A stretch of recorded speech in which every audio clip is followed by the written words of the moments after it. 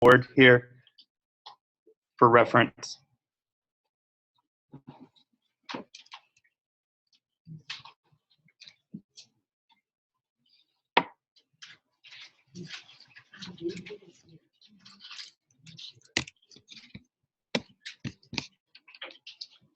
This is the other website that you'll need for this afternoon.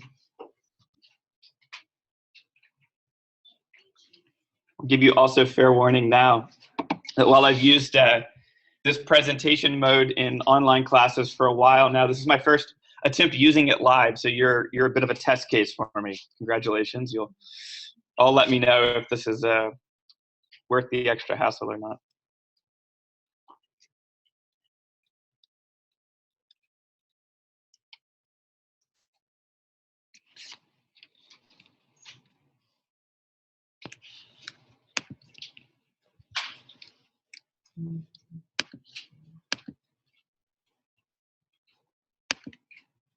Could you go back? Yeah, I will. Sorry about that. I had to restart it so we could start from the beginning here.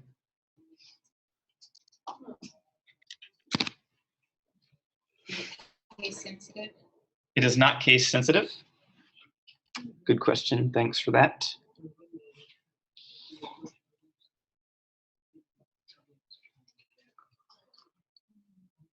Looks like several of you have already been able to join the Zaption, which is great.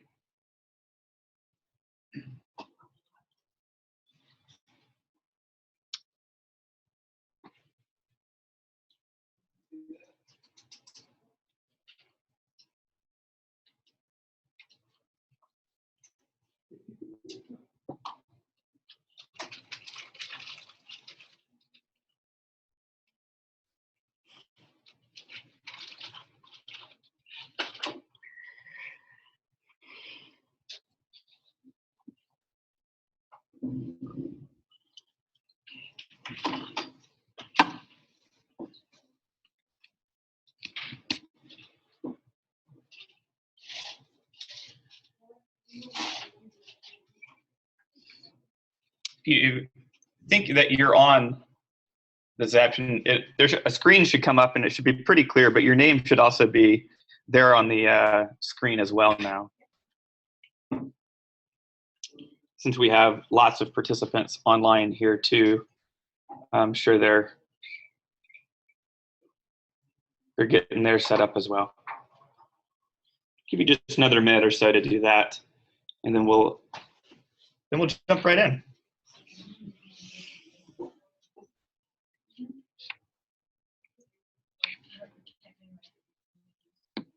Is anybody having any problems that they need troubleshooting help with? Everything seems good. We're all in our technological happy places. Because it's all great until it doesn't work, and then it's not at all great.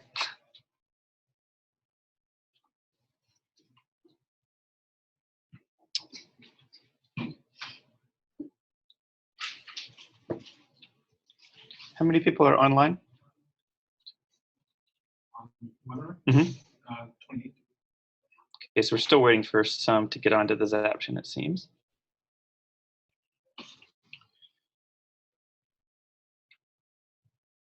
Got about 24 in the room. About 24 online, but only about 30 on the Zaption.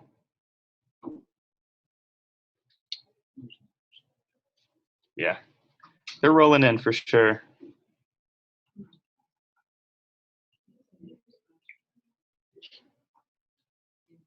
Oh.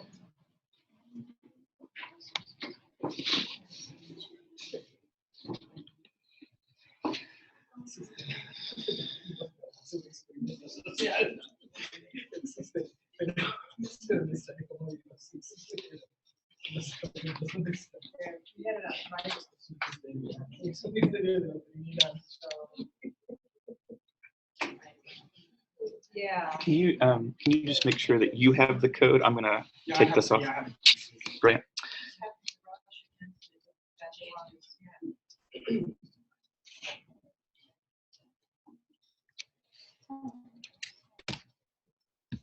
we be able to watch the Zaption on the screen? Yes. Yes. Because I'm almost out of battery, Yeah. so I'm gonna go offline. Yeah, you'll watch it up here. What the code is for is that when I ask you to interact with it, you'll just type things into your computer or whatever device you used to set that up, and you'll be able to take a couple little surveys and things like that as we go. Yeah, I'm Yeah. just almost out of battery. That's fine. So I'm gonna have to be silent. Just fine, of course. It's just fine.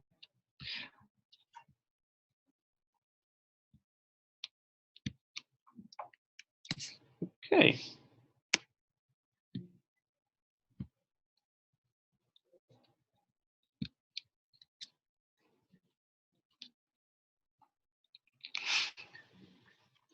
Well, good afternoon. We're going to go ahead and get started.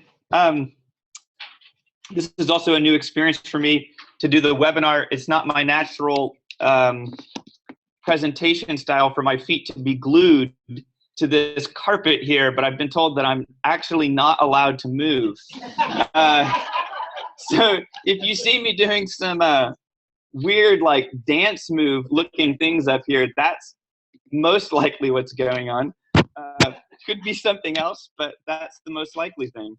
I just got here. I feel like I had my first cup of coffee this morning at Louisville Seminary in Louisville, Kentucky, and I just had my 3 o'clock cup of coffee here. So I don't know if seminary hopping is a thing where you just go from seminary to seminary drinking coffee, but that has been my day. So I wish I could have been with you for the past few days.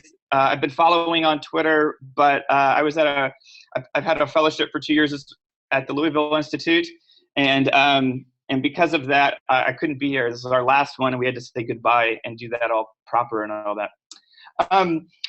But my name is Tim, and it's really great to be here. I live in Boston, where I'm finishing up a PhD from Boston University, and this coming year, I'll be teaching at the Lutheran Theological Southern Seminary in Columbia, South Carolina. I teach basically at the intersection of congregational ministry, of the church and society, basically. And a lot of my work is interested in this particular question. How does Christian practice shape theology? And how does theology shape Christian practice? I'm often interested in that question the most as that happens in the midst of everyday life. And because everyday lives are just digital now, right? I'm preaching to the choir. It's the way it is at this particular moment. So that's my motivation for studying and learning from this. That's the dance move, though. Yeah, okay. When you said glued, you meant, yeah, you did. Great. The webinar folks appreciate it. Yeah, I know, because otherwise they're going to get sick, like seasick with my movements. No, it's just fine. It's a learning thing for all of us. There's many ways to think about this intersection of spiritual practice in the digital world. And so I want to just let you know how I'm thinking about it, how I've been thinking about it lately. I'm not terribly convinced that this is the best way to think about it. It's just the way that I've come to this. And so let's see if I can get my clicker to work. I can. This is how I've been thinking about practices. I most often am thinking about practice in the broadest sense possible, what I call cultural practices. Of course, there's about as many cultural practices as, blades of grass on that lawn over there. And so, but what I mean by this is just simply that culture is made. We create this stuff. And there are a variety of embodied actions that contribute to the production of culture. And oftentimes, there is a coherent narrative going on behind that. Actually, there's usually many narratives, as I'm sure you know. So this is one kind of practice. Here you might think about practices of child rearing, for example. They differ by culture. They are embedded in particular times and in particular places. But there is this strange thing. I'm not a parent, but I'm leading this. Well, I'm not really leading. I'm sort of a part. I'm the director of Christian education, so they think I'm leading, but I'm not. This book club for our parents in the congregation where I serve, and I don't know anything about parenting because I've not been a parent, right? Until you've been a parent, how do you know? And yet, on the other hand, I've spent the last 30 years being a child, and so I do know something about parenting, right?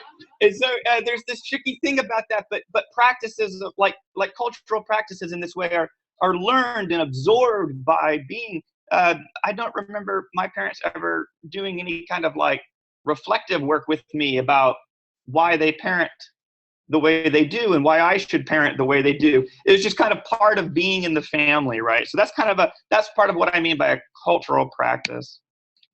And then I also sometimes think about another set, and you'll notice here that this is a set within a set.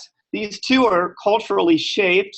Ecclesial practices. These are practices in which the tradition itself has some kind of claim on that practice. We might talk, for instance, about hospitality. Hospitality is not exclusive, of course, to the church. We think about hospitality in a variety of ways, but the church wants to say something particular in its witness about hospitality. There's that kind of a practice. I think about that often. I also think about ritual practice. These are the most structured, if you will. These are the ones that, we don't just end up doing them by accident. There's some kind of intentionality. There is a start and a stop. We are now going to do worship. We are not, I guess sometimes you do find yourself in spontaneous situations of worship, but mostly in these cases, there's some intentionality, there's some norms, there's key people who do these things. Anthropologists like to think a lot about ritual, right? These very structured practices. Now, one way to think about this too is just one more metaphor, if you will, about it, is to think about the difference between consomme on the one hand and broth. So consomme, right, is that concentrated, rich, just refined stuff. And broth is more everyday, yeah? And so, and in that way, you can see this set of practices that I've kind of laid out this way as kind of being between these. If there was sort of an axis, the ritual is probably more concentrated. That's the most consomme-like of them. The cultural practices, most of our everyday life filled with those, and somewhere in between we have ecclesial practices drawing on both, right? Something like that. Does this sort of make sense in some way? I wish I could see all, like, there's no head nods on the webinar, but I'm gonna trust. Yeah. Right. So here's what we're going to do today in an effort. Oh, they are head nodding. That's great. Yeah. They're a very, very generous online group, aren't they? Here's how we're going to go. I'm going to talk a little bit about, I want to talk about two concepts to really help us dive deep with some of the material that we're about to cover. So I have a story I'd like to share, and I'll do that. And we'll talk about those two concepts. Then we're going to actually practice this stuff. We're going to move very quickly into a space where I've got 3 case studies that I'll say something about each one. Our middle one, the second one, is one that I've done some kind of extended research on. So you'll, for better or worse, you'll notice I have quite a bit more to say about that one. And after each I'll just kind of lay it out. I'm going to ask you to do some exercises related to this. It's going to be very hands-on, very interactive. If that's okay, is that, I was just in one workshop, so I don't really know how these go. Anything you do, I don't know about that. That sounds like a little much. but thank you. Yeah. I've moved some slides around. Let's see where I am. That's what I thought. Great. Okay. Now we're going to go back to this. Let's tell iCloud it needs to do something else besides be in our way. The picture that I started with, actually, maybe we should go back to it, you know? This one. A couple of weeks ago, this was the scene in the congregation where I serve. This is Pete Anderson, and Pete was baptized on Easter. And when it came time for the baptism, this is Christina's mother here to the left, and then of course Jeff, who's holding another phone. They're actually FaceTiming different relatives, and so the baptismal sponsors were present. I guess they were very present to the moment, you know, but they weren't there. Christina's mother is FaceTiming into Norway, and Jeff to San Diego. And so we had this kind of moment, and it was just incredible to me. I was beginning to think about what I might do for this workshop, and this happened, and I thought, this is wonderful.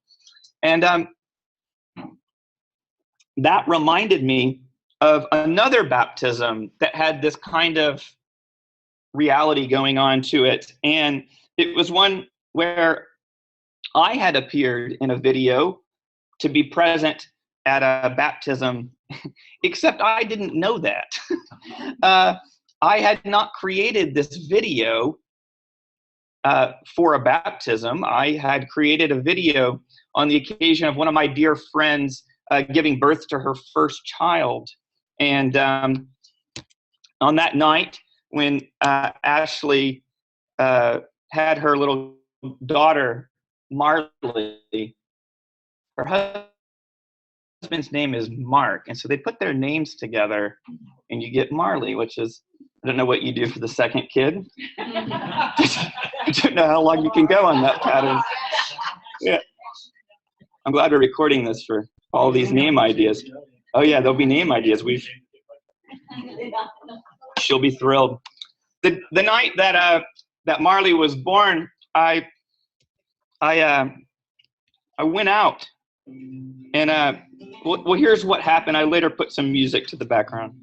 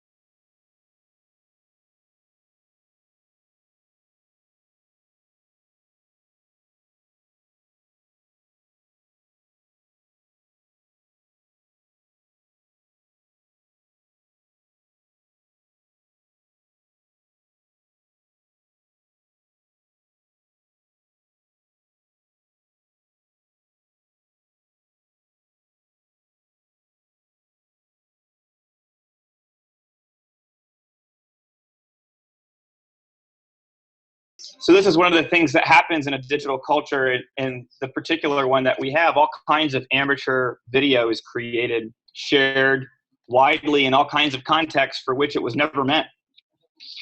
And except I think I found out rather late that this video had been used. Somehow I had missed the memo that this was used at Marley's baptism. It wasn't actually until Ashley's ordination that I found this out. And so that was a bit of a surprise to me. But shortly after Ashley's ordination, I went to a concert by that band that you heard playing. It's a Minneapolis band called Cloud Cult. Has anybody heard? I know one person has, because there's yeah. So there's a few people who have heard of they're probably one of my favorite bands, and they've come through Boston every year I've been there. So my fiance and I, we went, and so they played Marley's song, right? And so I recorded it, and I sent it to Marley, her mom. She's like 4, so she didn't have an account yet. You get the idea, yeah.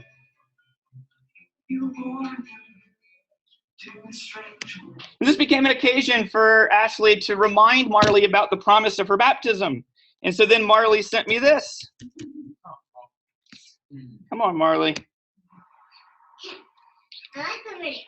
My dad.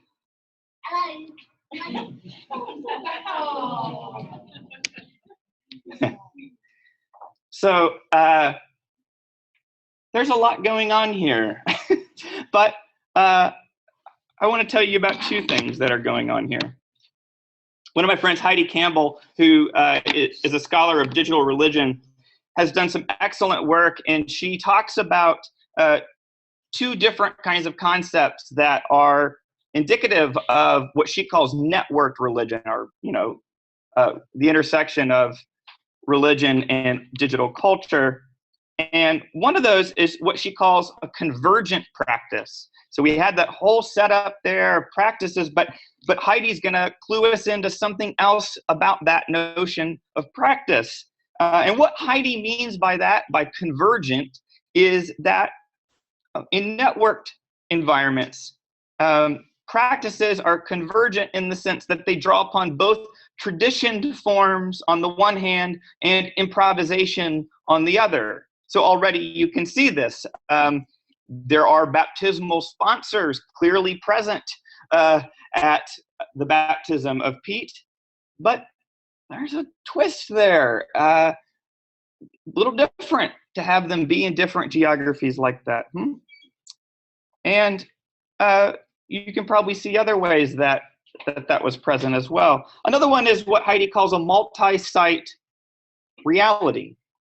And that one's pretty clear, I think. It just is her way of referring to a dynamic interplay between our online lives and our offline lives.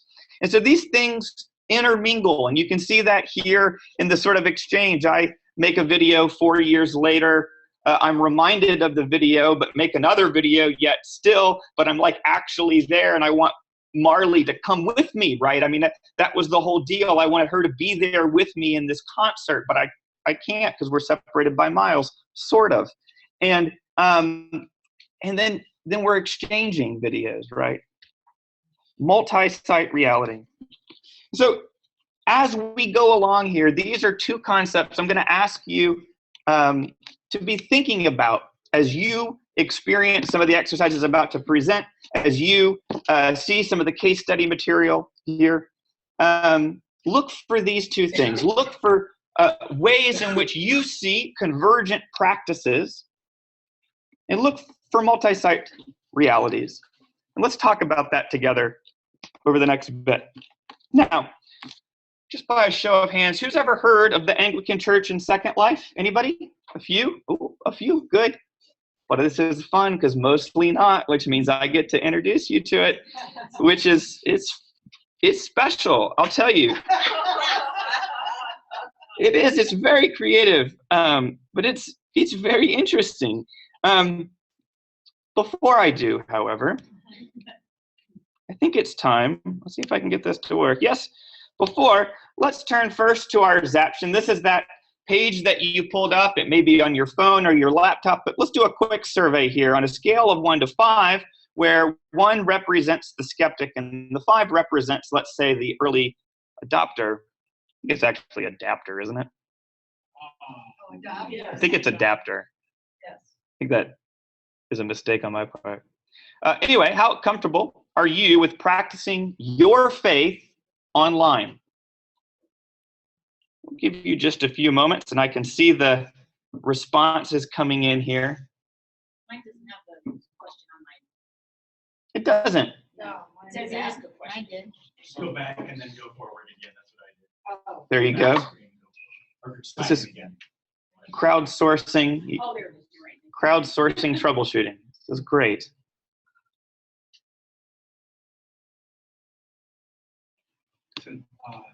Online, so I think early adopter is correct. yeah. I had it right. Yes. Thank you, webinar. Yes, right. Webinar knows. Oh, that's right. I agree with the webinar. If they say I'm right. Tim, while we're doing this, I posted Heidi's an article. Oh, wonderful. The networked religion article. So, Thank you.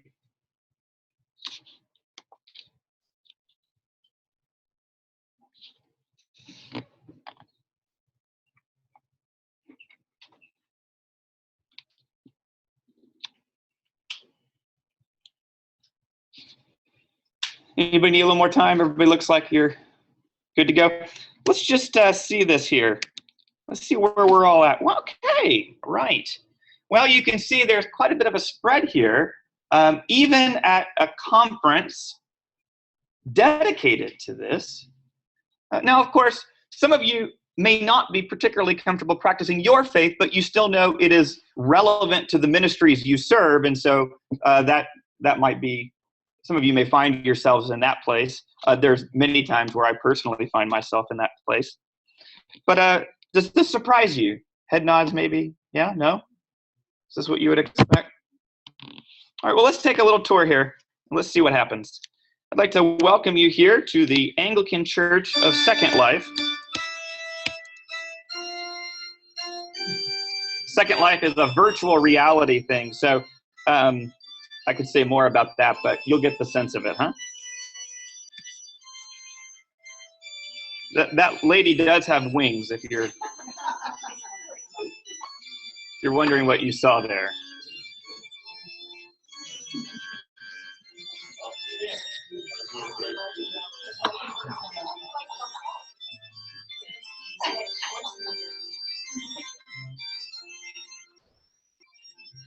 I want to welcome you if this is your first service or you're new to this whole experience of virtual worship. You can ask me a question at any stage.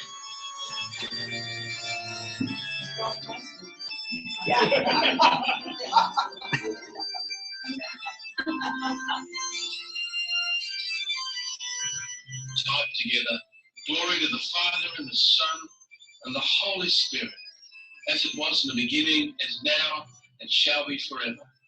Amen.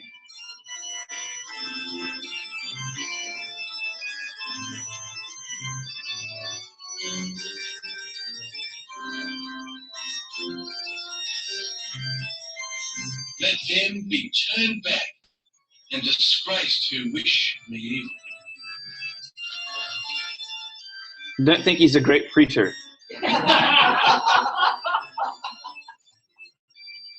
Well, you get the sense anyway, don't you? For my dear friends, Well, slightly different question, but same kind of deal. On a scale of 1 to 5, again, how comfortable are you with doing church online? Slightly different question. Occasionally or regularly or? I'll let you decide. Oh, okay. I'll let you decide.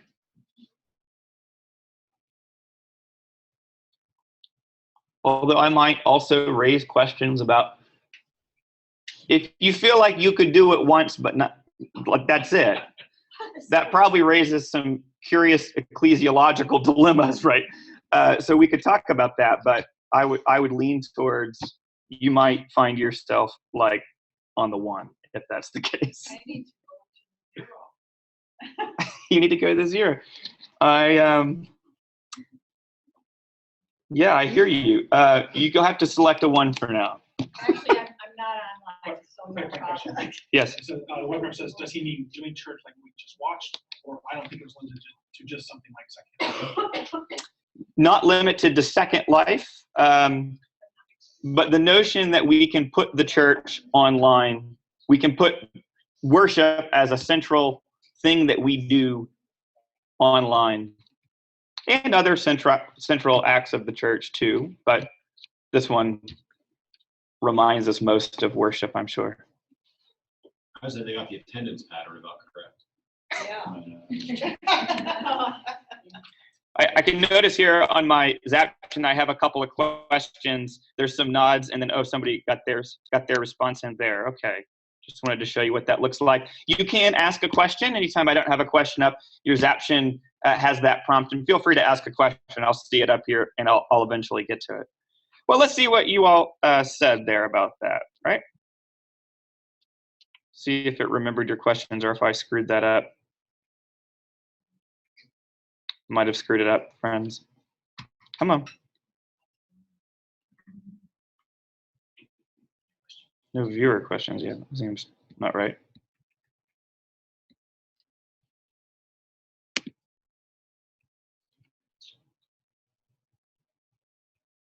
What is it showing on your screens? First question comes for you for practicing your faith. I'm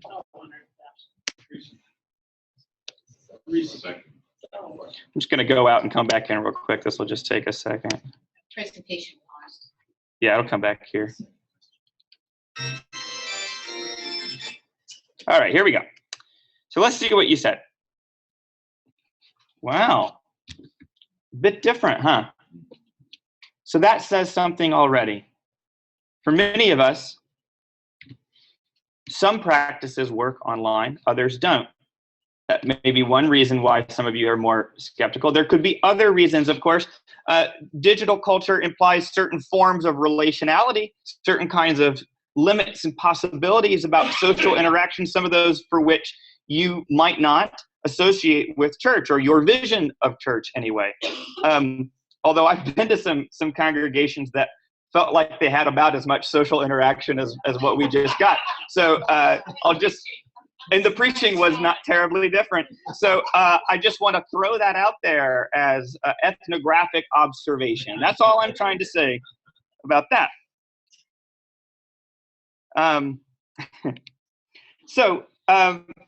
This gives you a good sense of it. This, in a way, represents a very particular way of putting these two things together, spiritual practices and a digital world. And this is one in which what we do is we take what we've got and we try to make it go online, right? We take the very architecture, we take the way it looks and in some cases, way it feels and sounds and all of those things, and we just try to get a carbon copy of that online within the limits of a screen and then go to town. Now, Second Life is pretty interactive. We're watching a video, of course, but in Second Life, you control it. I mean, you would walk around, you could shake people's hands and talk to people and things. And of course, we didn't do that. So there are some, it is actually more interactive and interesting than just the YouTube intro video, of course. What I would like to do is I'd like to think about another form, just by a sort of show of hands here. How many of you have walked a labyrinth? Okay, good. This is great. And how many of you have had a powerful experience walking a labyrinth? Yeah. Still waiting for mine, but I love the idea of it. So A lot of hands raised on the webinar. yeah, a lot of hands raised for the power of it. On the webinar. For that part. Yeah, of course. I love this video, by the way. I just love this perspective of this feat. Oh, right. You're right. Practicing faith is messy. Okay, so remember I had you go to that site. So what I want to ask you to do now is I want to ask you to do some practice. If you go to that, I'm going to go to it as well, The labyrinth site. the Labyrinth site, and I'm going to just show you here how to get there. So once you hear, there's this little tab here, Online Labyrinth. Go ahead and click that. And then, of course, please remove your shoes and click here to begin the labyrinth. Now, for those of you who have headphones, this would be your opportunity to pull those headphones out and to plug them in. Once I give you the go, I'm going to give you a chance. But here's the way it's going to work. You click through to it, and I'll show you the way that works. So who doesn't have headphones and will be doing this with me? Just a quick nod. Okay, good. Oh, that's a bummer. It's a flash thing, so yeah, that could be a possibility. But you'll see it up here, so it's not a big deal. I'll show you how it works, but it's pretty awesome. So here it is. Here's the labyrinth. I'm going to go back to my other thing just to pause. Where did my... And just make sure this pauses because we're going to have dueling audio tracks if we don't. Okay. So here's how this works. You hover your mouse over, and when you're ready to progress down the labyrinth, you simply move to the next one, right? So you could follow through, and then when you're ready for 2. And I'll just go ahead and start so you know what to expect for you headphone people. But if you're a headphone person, you can go ahead and go. But here's how this is going to work. We're going to take just, let's say, 5 minutes on this, right? Okay, to progress through the labyrinth. And I'm going to try to keep that for for those of you that I have to kind of guide this through. But you'll hear and see some things, and here's how it goes, right?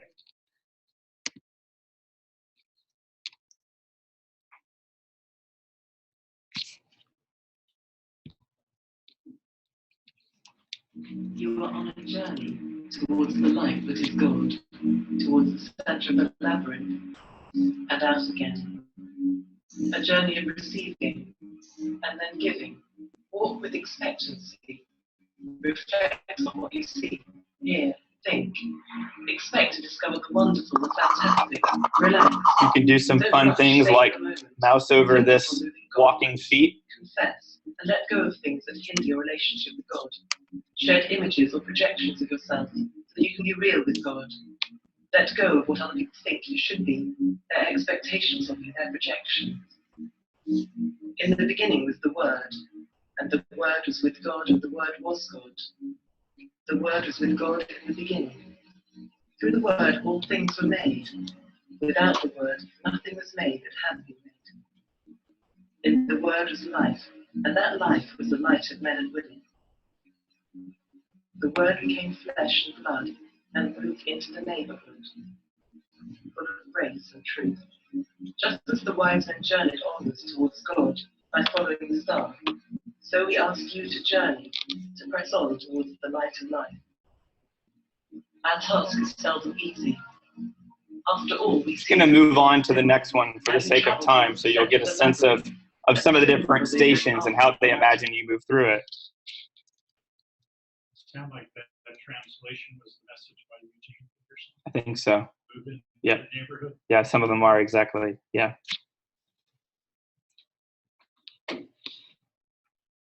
Oh, I have to click to proceed. That's the other thing. You have to make sure you're ready to proceed. So here has a little bit different kind of mode.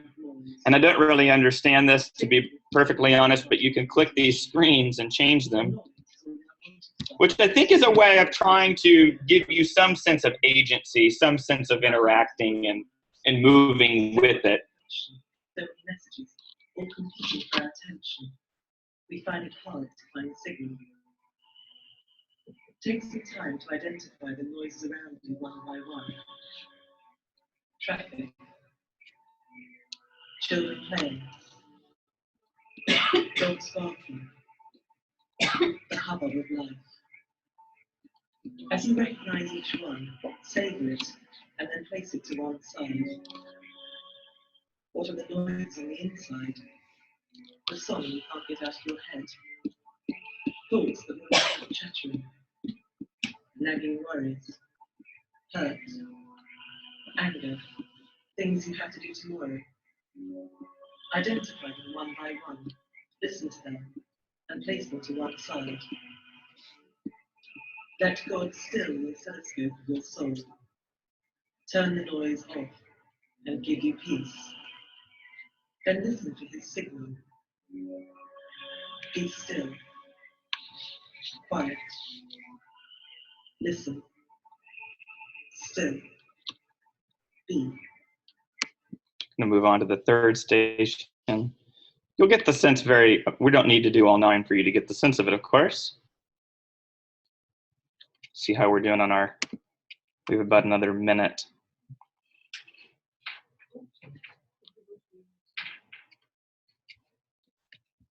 Each one is very similar. There's some way for you to click and interact with it. This is actually probably my favorite, so I'm glad we have a little time. But after the narrator introduces this, some rocks are going to appear, and you can drop the rock into water, which is real fun.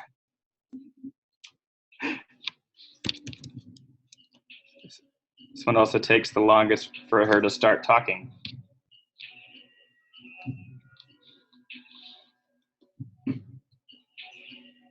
Take some slow, deep breaths and relax. Begin to let go of the tensions in your body. Feel the pressure and busyness slipping away. As you draw breath, think of how your body is using oxygen. It's being carried to every part of your body. Feel the life it brings. As you exhale, you breathe out carbon dioxide which you don't need. Trees and plants take this in. They then produce oxygen which sustains you. You're an integral part of God's mysterious creation. Here you go. So now you get the rocks. I like this one here. Take a stone pile. Imagine that all your concerns and worries are held in the stone. Hold the stone tightly and name the concerns and worries in your mind. You ready? You ready? Okay, yeah, you have to. In your own time. I'm getting somebody's rooting for me back there. I like that. I love that. That's great. Ready? I feel like this is my moment of release. So, and you know, sometimes you have a lot going on in life, and you can just keep going with them until you really do feel as if you have release from that.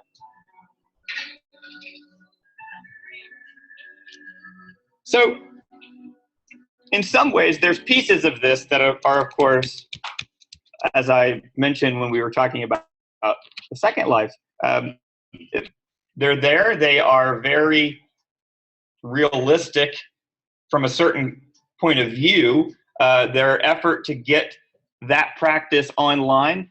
Now, certain practices are going to be easier or more difficult to actually take some kind of carbon copy and quite literally put it on.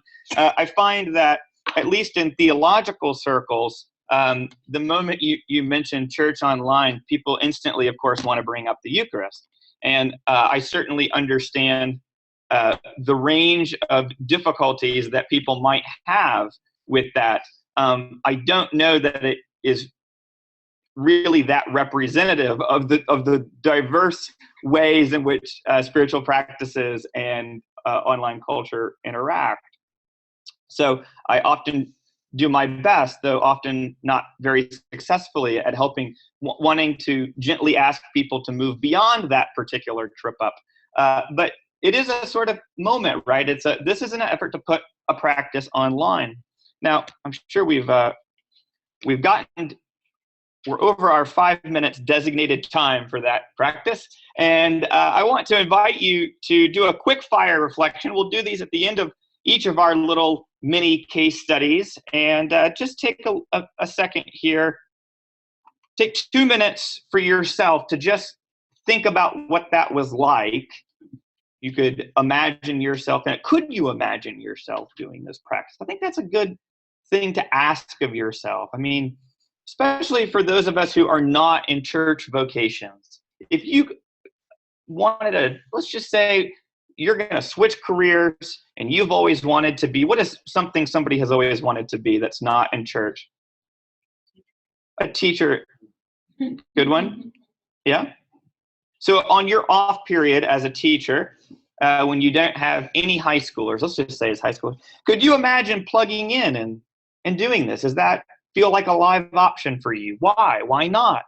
That would be interesting. But take just a moment first to reflect for yourself, and then I'm going to ask you to share that with somebody else. Give you just a minute here to do that. Of course, our webinar friends can simply use the chat function when they're ready.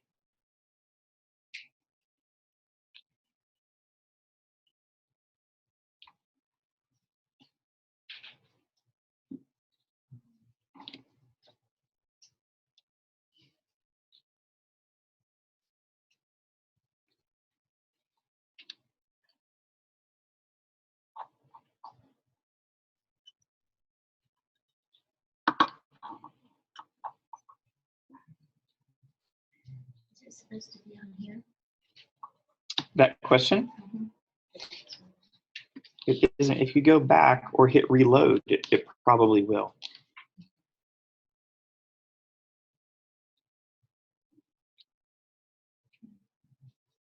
Did that work out for you?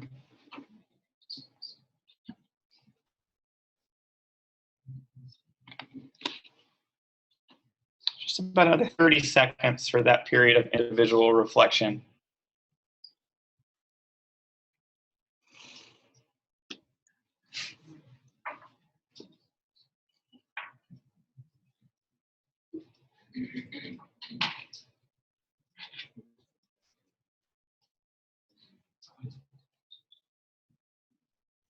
And either turning to your neighbor, or if you would rather just interact with the Zaption and go ahead and start putting a response in there, that's fine too. But one or the other, either in the Zaption or turn to your neighbor, whichever you prefer. Share just one thing that your reflection brought to mind.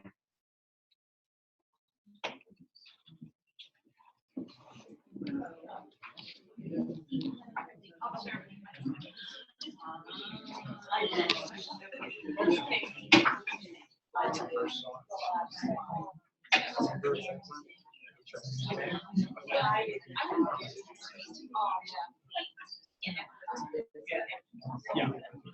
It's like,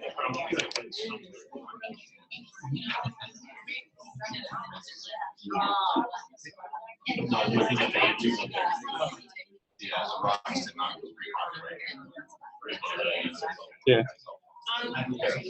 Yeah. Someone agrees with my missed assessment.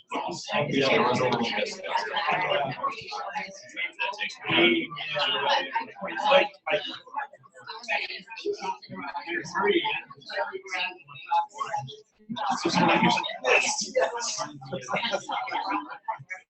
So immediately I thought of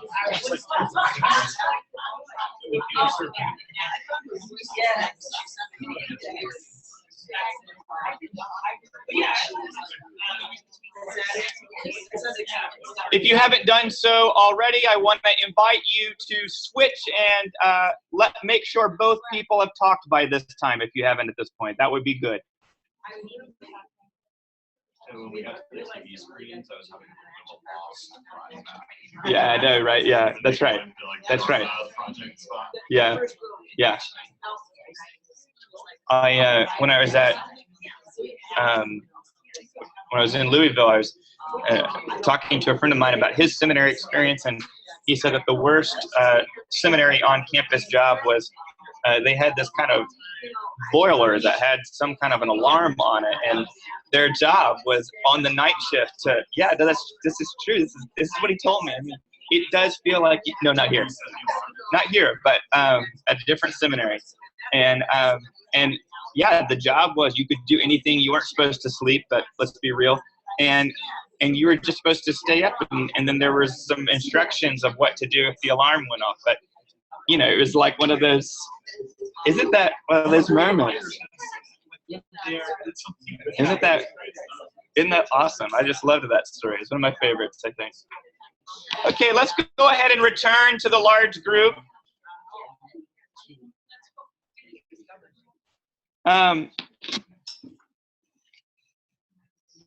You guys have been really great about interacting with the Zaption, and here you can see even more so than the multiple choice some of the payoff of this, just in terms of getting the temperature of the room. There's actually a lot going on. There's some concern. It's confusing with overlapping voices and messages, but somebody else loves the practice of walking, and whoop, I think maybe theirs got cut off there. Relaxing and meditative, ability to go from practice to practice was positive, but a whole range of experiences. Somebody else felt a little new agey for me, not so sure about that, right?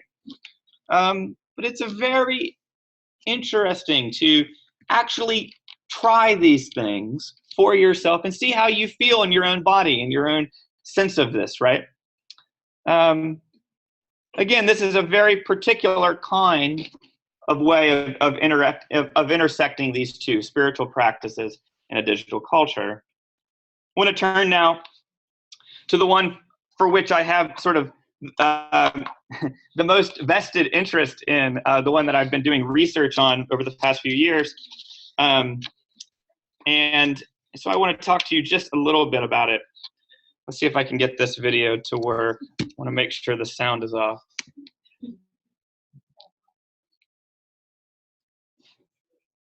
So for the next few moments, there might be sections here where I do just very little bits of reading actually from a research report. And while that is not my favorite way of presenting, for the sake of efficiency of words, it'll be the best for us today. On the morning of December 14th, 2012, in Newtown, Connecticut, a young man named Adam Lanza killed his mother and then proceeded to Sandy Hook Elementary School. And there, a heavily armed Lanza killed 20 children and 6 adult staff members. And as police responded, Lanza took his own life.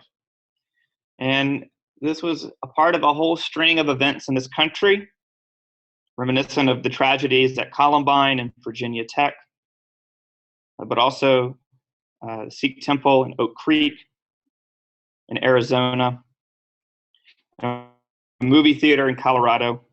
And in the immediate days that followed, everyday citizens, public leaders, pastors alike, they seemed to frame the tragedy as a part of a much larger picture in this country about gun violence and mental illness. And it seemed as if the soul of the nation was at stake and that something had to be done. And at this time, a colleague of mine, Ashley Thuring, and I, Ashley is a trauma studies scholar and a theologian, constructive theologian, and I wanted to study it instantly. I played around on Twitter that day, and given the expressions of public grief and mourning, I knew that I needed Ashley's help to help me think through the trauma aspects of this. And so we got to work.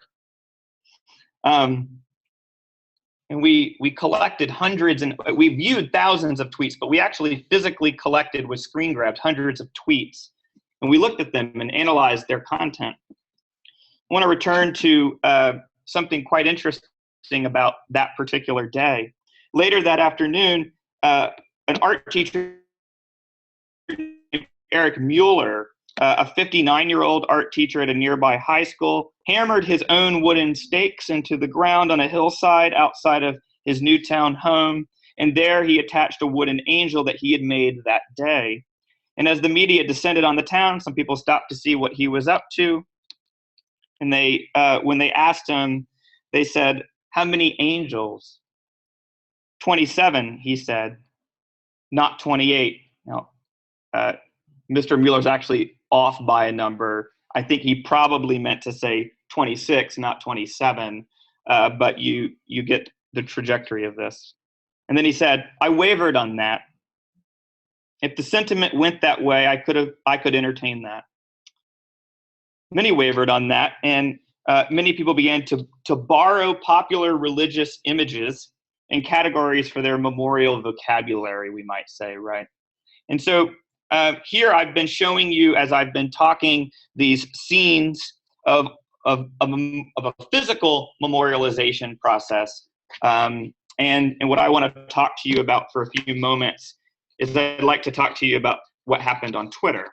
I want you to, again, remember that sense of a convergent practice and of a multi-site reality. Flipping to this next section here. So in the wake of this, this terrible tragedy, there was a lot of evolving narratives. These narratives developed very quickly on social media. And here's what we did. I said that we collected hundreds of tweets.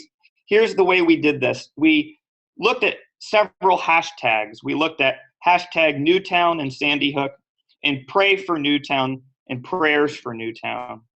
Those trended for about 48 hours before decreasing significantly over the next 2 weeks. And within a month's time, the sort of public conversation had been entirely diffused, not present, very difficult to find. Within hours of the news breaking from Newtown, however, a public discourse, of course, you remember this, I'm sure, had already begun. And much of that discourse was kind of fragmented and disjointed, people trying to make sense of all this. And this sort of sense of a convergent practice definitely emerged in a sense of what was going on. And I want to show you some of the tweets that we said and talk about some of the categories. I'm going to just pause this and go to my other presentation here so that you can see some of these. Now, one of the ways that they tried to approach this, folks on Twitter anyway, was that there were many attempts to articulate their loss of words. And here I've put several up on the screen so that you can see. That middle one, there's a picture attached, you see? Same thing with the top two. Both of them had the same picture attached to it, which is interesting. It says, I hope you realize what a disgusting crime you have done. You have just killed 20 beautiful angels who didn't deserve this. A man has no excuse for killing anyone, especially innocent children and adults, and you should have thought twice before you made this terrible mistake. There's more, and it goes on, and it goes on. It goes actually for quite some time, I hope you're noticing. And then it has this curious line, this tragedy has left me wordless. Well, that's not technically speaking true. There seems to have a lot of words. There were others too, blank tweets. Another hashtag emerged that just simply hashtag no words in addition to the other ones. How do you tweet in text? Silence of that. How do you do that? The apophatic, we might say, in theological language. So this was one stream. Similarly, other practices that would be very familiar to us, such as lighting candles, took on like an additional performative character. No longer was it sort of enough, was it enough for such a practice to remain in like the private domain of one's home or in one's church, but rather they had to be shared in the public domain. And in fact, if they're on Twitter, not only broadcasted in the public domain, but saved in the Library of Congress. And this sort of instance of convergent practice calls into question the notion of some, I think, who would sort of say that these kind of social media or digital culture practices encourage individualism. I'm not sure that's true at all. And certainly they do reinforce individual agency, but I'm not sure that's the same thing as sort of a sort of inwardness that we sometimes attribute with that image of somebody buried into their cell phone, right? So here's some of those pictures of what this looked like. Of course, this young woman is actually lighting those candles in a church. It seems pretty clear to me that that's what that is. But then the extra step for this young woman of also posting it online. Luminaries became a big part of the material culture for memorialization, decorating the candles with the faces of the victims. You get the idea. And in the weeks that followed, let me see where else I want to go with this. So the other sort of large category of tweets that we talk about in our research is the process of memorialization. And lots of scholars have studied these, but here you get various ways of expressing that. Some amateur journalism in style, of course, some amateur created graphics, the picture with Jesus and a young child and the angel, though they have a certain cliche character to them. It's interesting. This is actually very common if you look at memorialization processes of tragedies like this. Very, very common. And one of the things that we noted, and I'll get your sort of feedback on this, I should have made this into a Zaption question, to be honest. But when we looked at the tweets that simply had Newtown or Sandy Hook on them, so did not have Pray for Newtown or Prayers for Newtown, about 25% of them had visual content. Now, when we looked at the other set, the ones that had Pray or Prayers for Newtown, those had 75% of those had picture content to them. Now, it is a bit of a stretch, and you may not want to go there with me, and that's fine. But if you take those tweets to actually be prayers, if you take them at face value, that particular person had a choice of whether or not to include that hashtag, what does that mean that we pray with pictures in this context in that way? What does that mean? Genuinely, we don't know.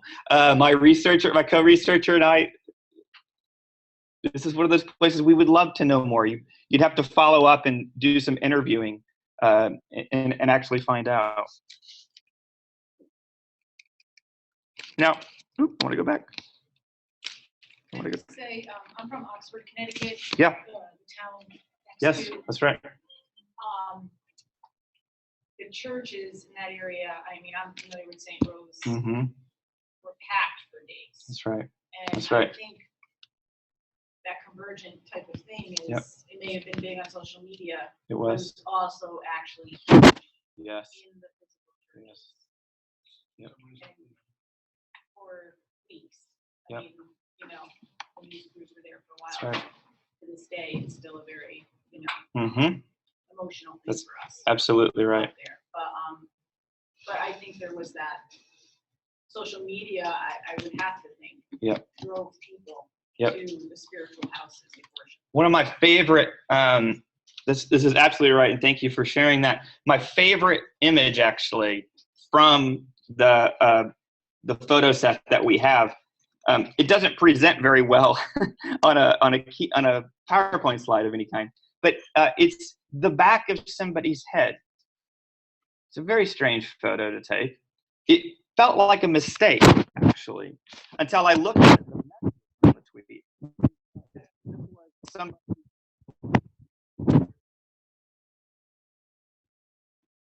This was, I think, I came to understand this tweet, this particular photo, as a way of saying, I'm there, I'm here.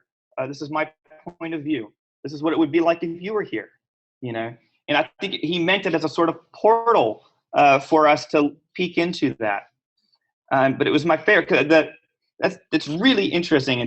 The photographic content is not at all interesting, matter of fact, but it was a very interesting expression. Yeah. Here's what I'd like to ask you to do with me.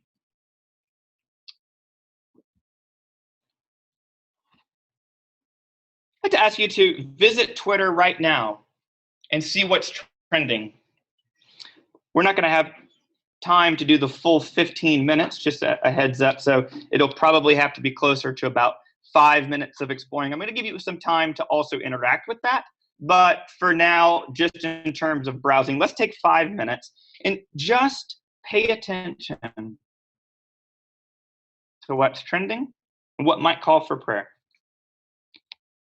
If you're unsure how to do that, twitter.com and I'll show you here.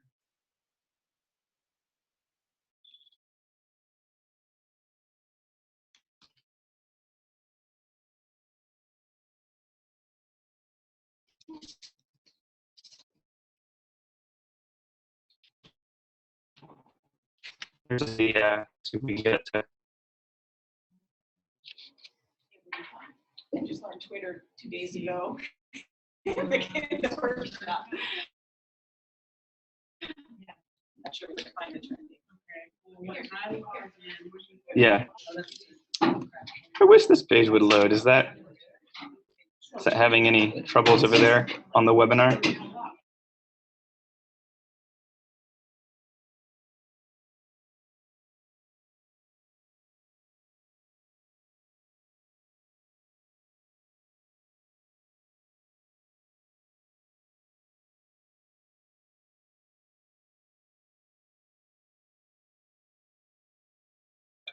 Share screen. I think it just dropped momentarily, but I think we should be back on and in good shape now.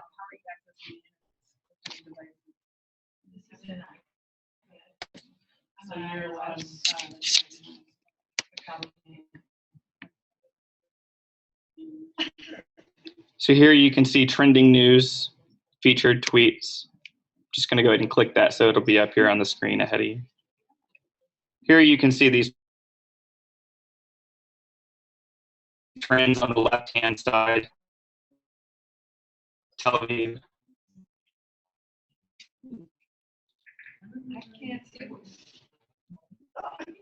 Internet connection is unstable, this thing says to me. I can't see what's trending on my Twitter app. Maybe if I go to it on. You can try it on the browser, sure. First one is National Best Friends Day. The second one on mine is eForm 16. How many tweets And there? then three it doesn't say, but it says. Yeah. Then tells people. Yeah, on the app they use different algorithms. On the regular Twitter site, they just simply list, most number of tweets. But if they know on your app that you've been using that one, then they put it up there so it's convenient for you. Yeah. Let's find out. That's a good question. There's a shooting in Tel Aviv right now. Of course, this is ironic because we were just talking about that very context. Well, there's a shooting right down the road in Annandale this morning too. There's a shooting with a 20-year-old in Alexandria, Virginia. Yep. A shooting here in this particular town we're in going on right now. Police are certainly responding to it and trying to figure this out.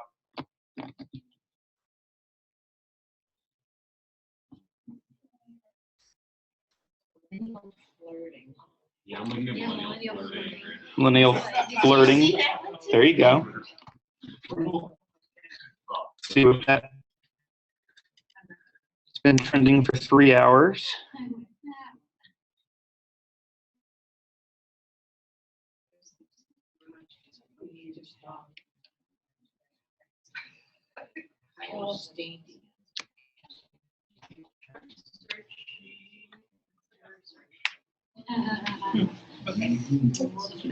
Oh, okay. So whatever's at the top is trending. Bless you. Thank you. Thank you. Whatever's. Let's take just about another 30 seconds on that.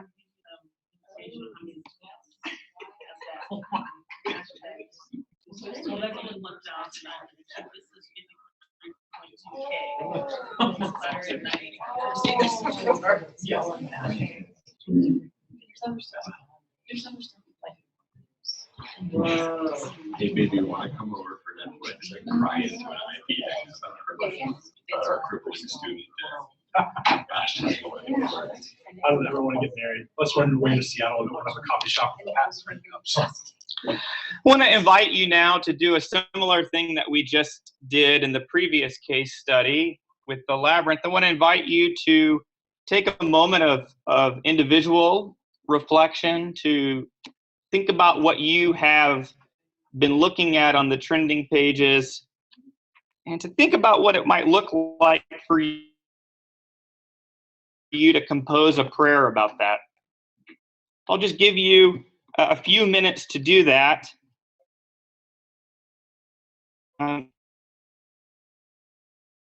if you'd like, hashtags with eForm, hashtag eForm16 is ours. Go ahead and use the conference hashtag if you like. And then write it there into Zaption. Go ahead and get those up. It'll take just a few minutes. It's kind of a 5-minute ticker behind this. If we could get closer to 3 minutes, it would be a little better.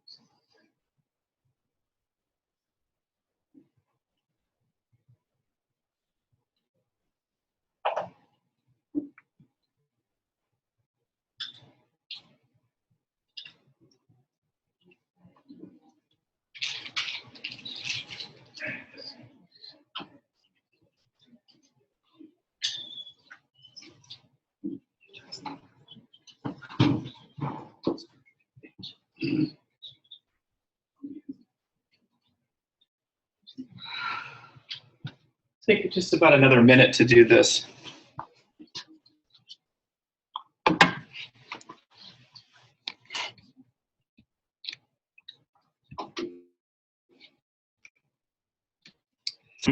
Your prayers are already coming up. Thank you for those.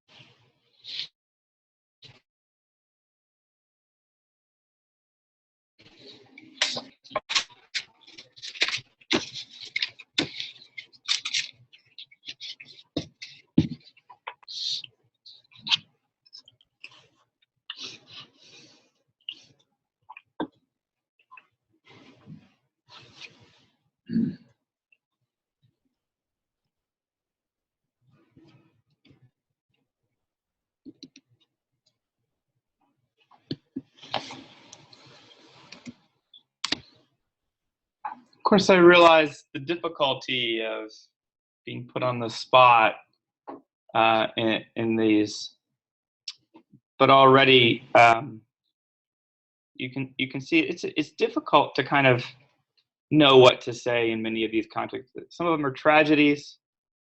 It's why they're trending. Others are trending because of their absurdity, and so it's strangely equally as difficult to know what word of prayer might interrupt and break into those. But I have to say it was a strange experience for me. I mentioned I live in Boston, and this research, of course, as I mentioned, we started on the research as soon as the shooting happened. And by the time we had done our analysis and we were preparing to present this paper at the first academic conference, it was in April, and I suddenly found myself writing up the research in the midst of the Boston Marathon bombing. And so it was strange. And one of the first things I did on that day was I went to Twitter and looked at prayers for Boston and got lost in it, you know.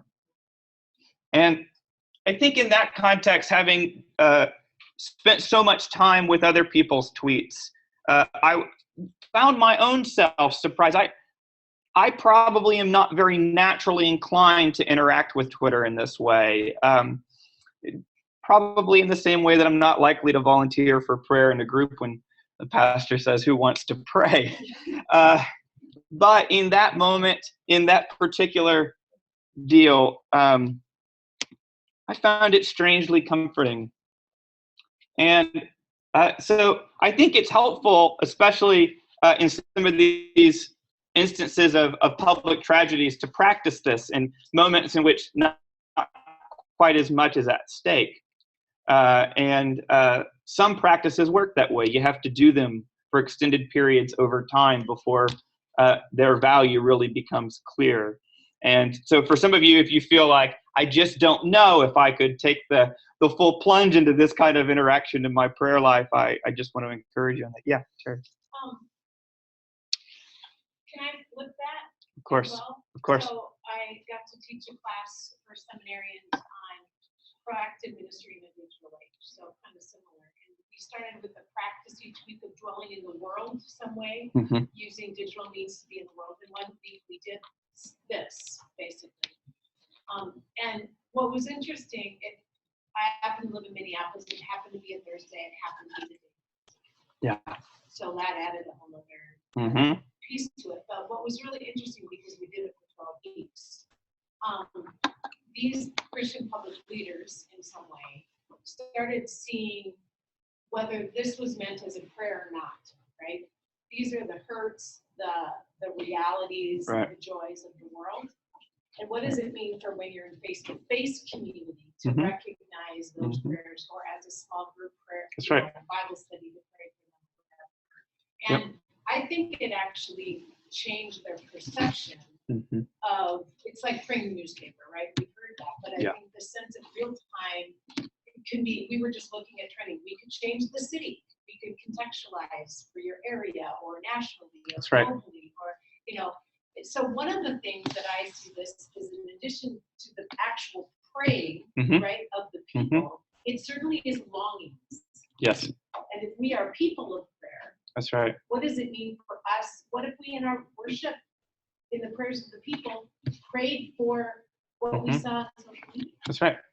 Yeah, I think that's great. I mean, one of the things, the reason I chose this particular one, other than, of course, the personal interest as a scholar in this kind of work, is if the first case study we did represent an effort to actually take an existing one and just carbon copy it onto an online platform, this particular one represents, I think, an instance in which users of social media are already improvising in a myriad of ways.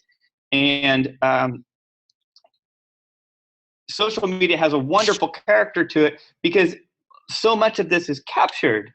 And you, as leaders in the church, have access to it.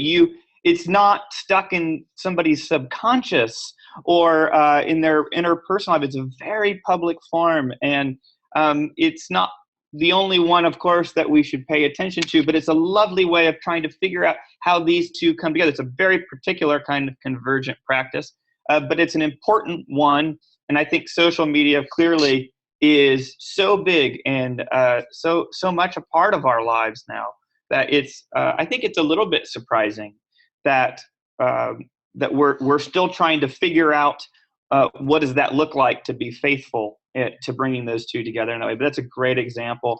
I want to spend just a little bit of time. I'm slightly over my intended schedule.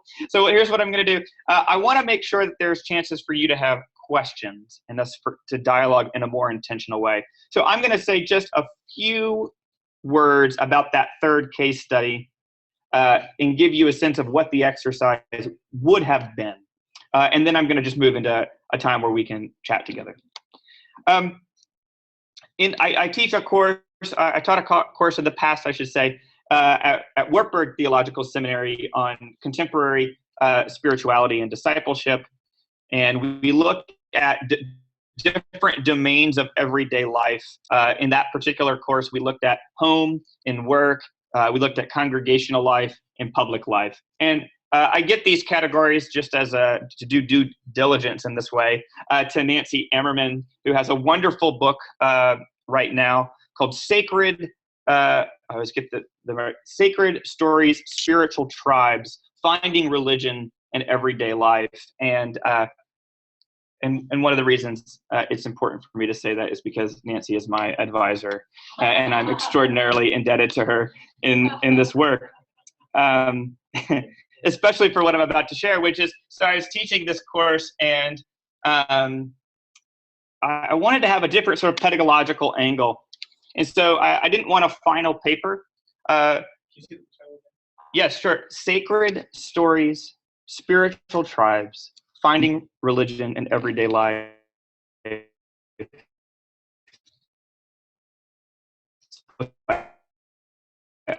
Oxford. In that book, she uses some pretty interesting methodological innovations. She asked people a wide range of questions about their lives, about the way that religion shows up in it, and the way spirituality shows up in it. And one of the ways that she does that is she invited her participants in the research to do these audio journals, where over a period of time, they recorded several audio entries into a voice recorder, and kind of like taking the researcher with them in the midst of their daily life. And there were prompts for it, and the material she got from that was excellent. There was another method that she used called photo solicitation, in which you invite participants to take a camera and to take pictures of where God shows up, or where religion shows up. In Nancy's case, she's a sociologist of religion, and she's interested more broadly than that. But I asked my students to do the same, but to take pictures of where God shows up in their life. And I was really incredible. I did this as a learning journal, so it unfolded over the course of a semester, and it had these different components and all that. But I was amazed at the end when they finally sent their whole group of pictures. And so I want to just share, I'm just going to let these slides roll. This was a student of mine who had her commitment. She had to practice a practice for a period of time in the course. And one of her practices was attending to the conversation at her dinner table. And she had a particular way of doing this that both involved the dinner table. You'll see those pictures that came up, but also an intentional practice of contemplative prayer. Let's see if I can go back. Oh yeah, here it is. That's her stool. That's her contemplative stool in the backyard. They don't really have much of a yard, so they just have this alleyway where the trash is. And she found that she could put that very glorious meditation stool in the corner, and that she could have some peace and quiet there. And that became part of her. And then she took these pictures of the ways in which that attending. So you'll see a lot of pictures of home life in these photos, and that's because these are the spaces in which her attending was piqued by this practice that she was doing. And the details of a flower and these kinds of things all came up. And she wrote about them quite beautifully. I'm not doing them nearly the justice of the way that she actually reflected on these, because that's the second part of how photo solicitation works. It's not just simply that they take beautiful photos, although that is interesting as the instructor when they do that. But it's their ability to reflect on those photos afterwards. And so I just offer up these two to you. And if we had had time, I would have had you take your cameras and we would have fanned out and taken some photos. I may have invited others of you to record reflections about where you saw God in this conference today. And we could have shared those in various ways. But I want to at least have some time for us to chat. And I wish we had even more time for this, but let's just throw it open at this point to questions and responses. Does dinner start right at 5:15, or is there a little? A service starts right at 5:15, 5:30. So I'm willing to stick around just past that too. If you don't feel obligated to stay by any means. But I'm going to just walk straight into the next thing. So I'm available until then. So let's just do that. Are there questions or even just observations about how some of this has sat with you this afternoon? Yeah, let's go here and then there. And then. Okay, let's start at the back. Yeah. say, when she was talking about Twitter and spiritual practices and whatnot, about how sometimes in church we may like to either keep things separate or not see the relevance or the need to minister to people where they are. Yep. And I got convicted. I will use Twitter, but I got convicted to get on Twitter from a sermon I heard from an older, like a bishop talking about how if we as older people want to connect with the youth and bridge that gap, we have to also delve into what they're into and get that understanding. So that kind of convicted me to get on Twitter. And now, I'm all into the hashtags. I use Twitter to stay up on what's going on that's in accordance with my personal interests. But yeah, now you see the trends, you understand how it works, you understand, when they're saying this, or even, like now I'm like, what's your hashtag? Or, I'll see street performers out on the street. I'm like, hey, you guys need to have your hashtag. So people. That's right.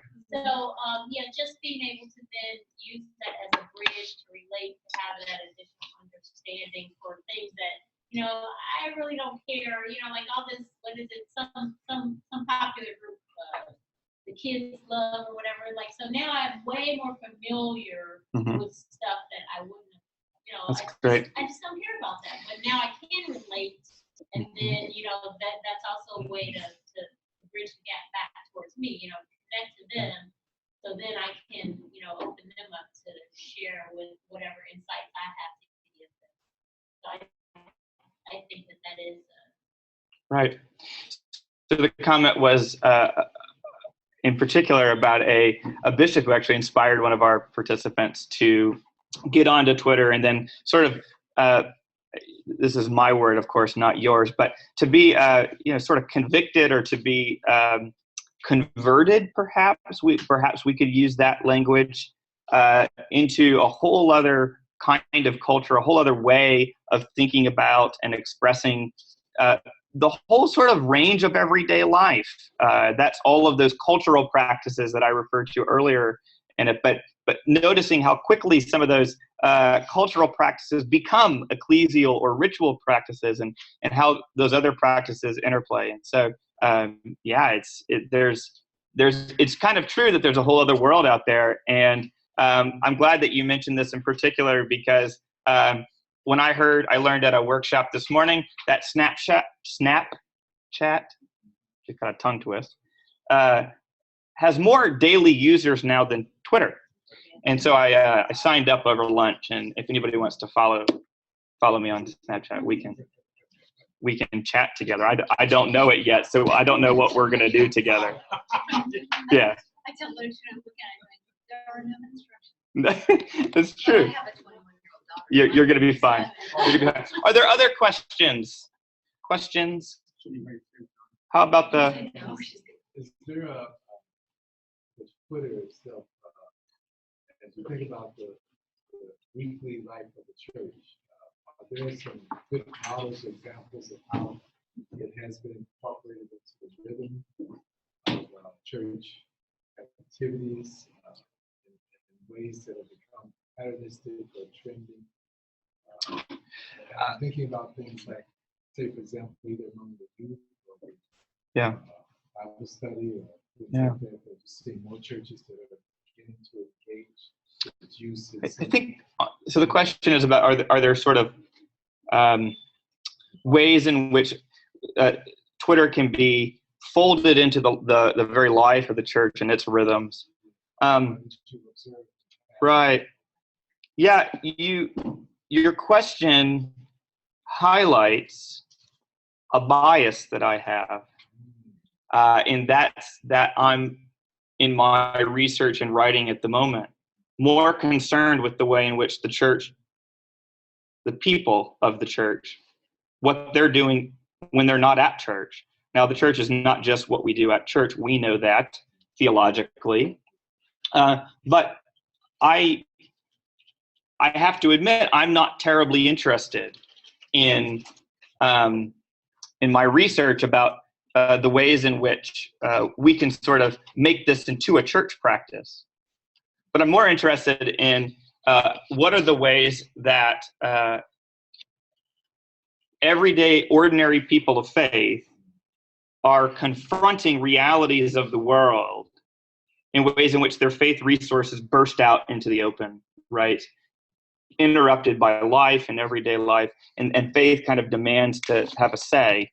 That being said, I know just anecdotally that, so I just wanted to be clear that part of me doesn't know the answer to your question because that's not the way that I have worked in my research. That said, there's a lot of common stuff. I mean, I don't know if I would go as far as saying it's trending, but I think a lot of preachers are finding it to be a useful tool for hearing the ways in which their people are thinking and feeling, and in fact, having conversations, silent ones, with their pastor as they preach. I think that's a common way to do it. And then I think there's a whole variety of ways in which the church, I've seen churches use it as basically another broadcasting tool to remind you to be at church at 10 o'clock in the morning, and other sorts of church activities, or to broadcast tidbits of, I don't want to diminish it and just say it's sort of inspiration, but to kind of encourage them or remind them about the message of the gospel in the course of their daily life. So it's a sort of direct way to get right into them, because of course we take it with us and all of the rest. So, anecdotally, I know those things are going on. Yeah. That's right. That's right. More and more classes as well as in worship, people are Yep. using Twitter to communicate. Yeah. Bring it in with them from daily work. Right. And they use it in the church, they use it as you say.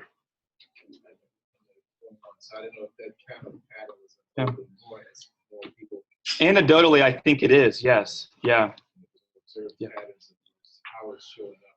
Yeah, I've not done the hard work of actually thinking about those patterns, to be honest. But I know that work is happening. Yeah. Yeah. Exactly. Others? Any other questions? We go to the same church. Great. There's a younger pastor, minister. He does a morning session on Periscope, also via Twitter. Oh, yeah. Morning hype. Mm-hmm. And so it's something that happens for about 30 minutes every morning. It may focus. He has something around it, but basically just and he is very, like, if you listen to it, sometimes I'll watch it on mute because he's just but basically giving people some gas to get through the day or some perspective. And occasionally he has something he's pondering, he'll get on there and just kind of invite everybody to get into this rigorous discussion. And it's not limited. Whoever joins. That's right. Like 12,000 followers now, but on any given moment it might be 100 people or whatever. But that's right. A nice way, in my opinion. That's right. With the younger, because they can. Mm-hmm. Well, what are you struggling with today, or what do you want to overcome, or what do you, and they can chime in and that's right. The whole thing, and then of course it's only there for 24 hours, and then the next day, the next one comes. Yeah, that's great. Thank you. We're going to end the webinar portion for sure. Bye webinar. Thank you so much to all of you. And